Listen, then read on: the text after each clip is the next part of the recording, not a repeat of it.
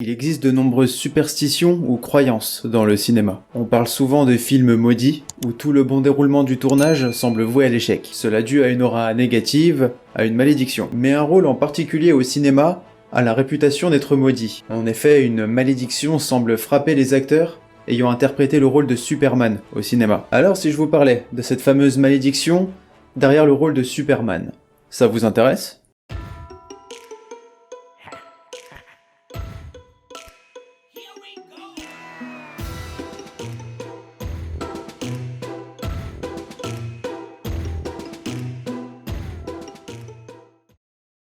La malédiction de Superman a commencé lorsque l'ancien acteur George Reeves a endossé la cape de Superman dans la série télévisée de 1950.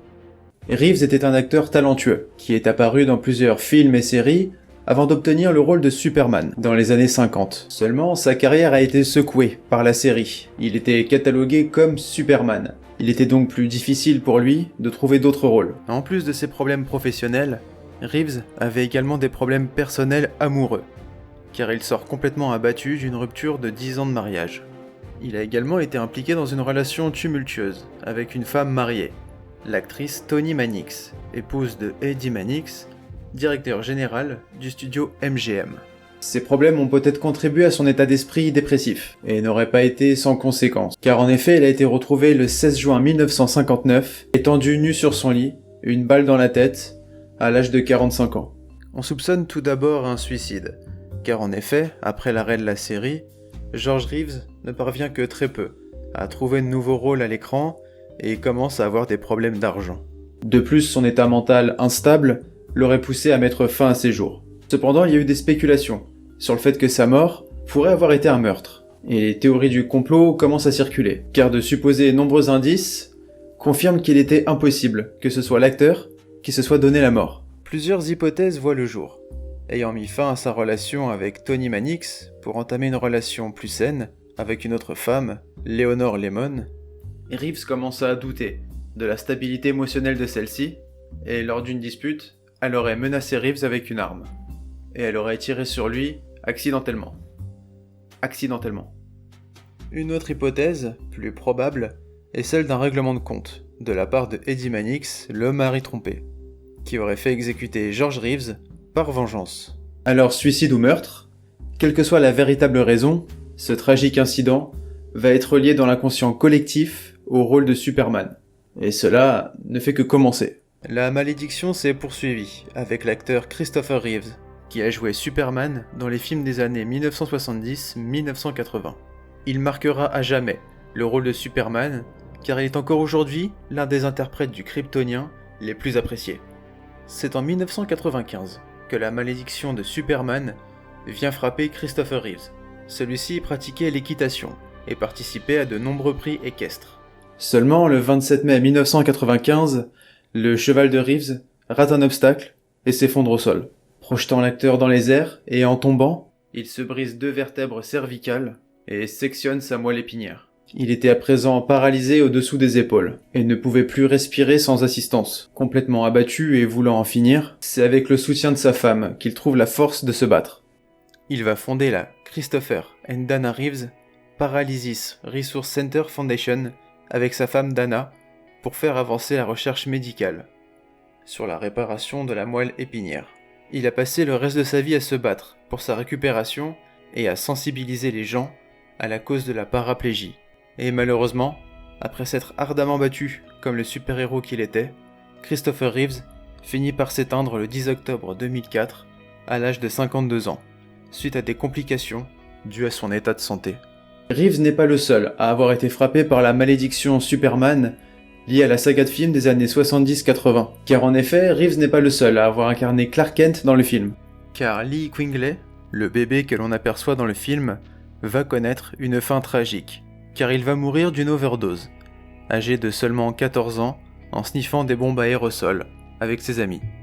Dans cette même saga, c'est l'interprète de Lois Lane, Margot Kidder, qui connaît un tragique destin. Kidder a souffert de troubles mentaux sévères dans les années 90.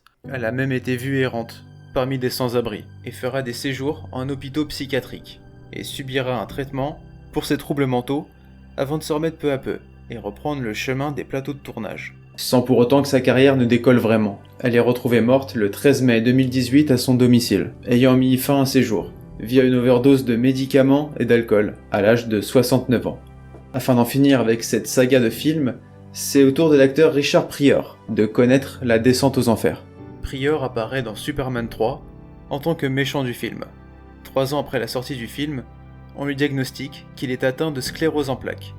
Le reste de sa vie est tragique, sa maladie l'affaiblissant petit à petit, le laissant de plus en plus paralysé, jusqu'à mourir en 2005, âgé de 65 ans. Eh ben on se marre bien.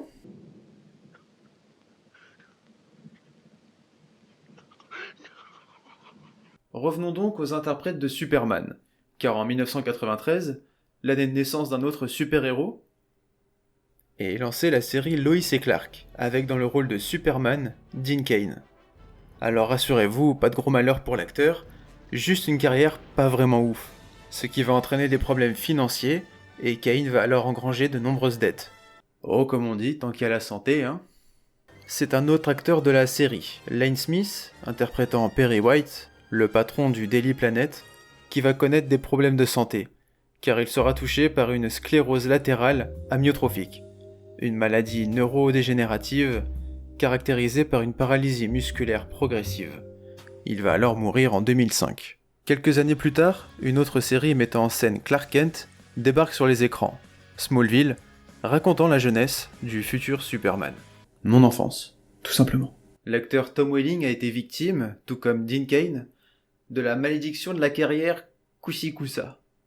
Cependant, ce n'est pas Tom Welling qui a le plus fait parler de lui, car c'est l'interprète de Chloé Sullivan, Allison Mack, qui va être accusé de recruter des jeunes femmes pour le compte de Keith Raniere, gourou de la secte Nexium, pour en faire des esclaves sexuels. Elle est arrêtée en 2018 et accusée d'être la numéro 2 de la secte. Elle sera condamnée à plusieurs années de prison. La malédiction ne fait pas parler d'elle durant longtemps. Un autre acteur endosse la cape en 2006, Brandon Routh. Mais rien à signaler, hormis pour lui aussi une carrière qui ne décollera pas. Et c'est en 2012 que la saga Superman renaît avec Man of Steel, où le héros est interprété par Henry Cavill. Et vous allez me dire, qu'en est-il alors de Henry Cavill et de la malédiction ? Eh bien, l'acteur, lui aussi, a été frappé par une terrible malédiction, celle d'être beau comme un dieu. Oh oui, je le déteste. C'est plutôt le réalisateur, lié à l'univers mis en place autour de Superman, Zack Snyder, qui sera touché par le malheur. Il va réaliser Man of Steel, puis Batman v Superman, puis va commencer le tournage du film Justice League. Malheureusement, Snyder doit se retirer de la réalisation du film, car il apprend que sa fille, Autumn Snyder, 20 ans, vient de mettre fin à ses jours.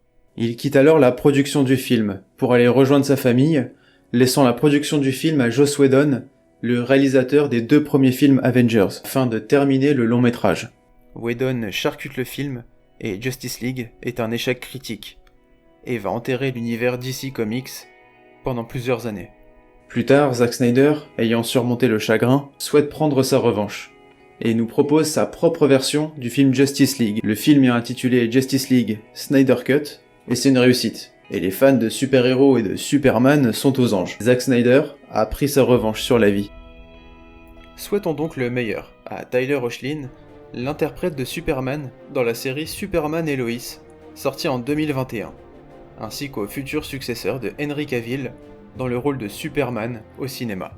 Il est important de noter que cette malédiction est surtout une légende propagée par les médias, et ne sont que des coïncidences, certes nombreuses. Il n'y a aucune preuve que les malheurs qui ont touché les interprètes de Superman soient vraiment liés à ce rôle. Le personnage existe depuis les années 30, et de nombreuses personnes ont travaillé dessus. Il est donc logique que beaucoup de personnes dans le lot aient vécu des drames. En tout cas, continuez à scruter le ciel, car ce n'est peut-être pas un oiseau, c'est peut-être pas un avion. C'est Gérard Jugnot ? Non.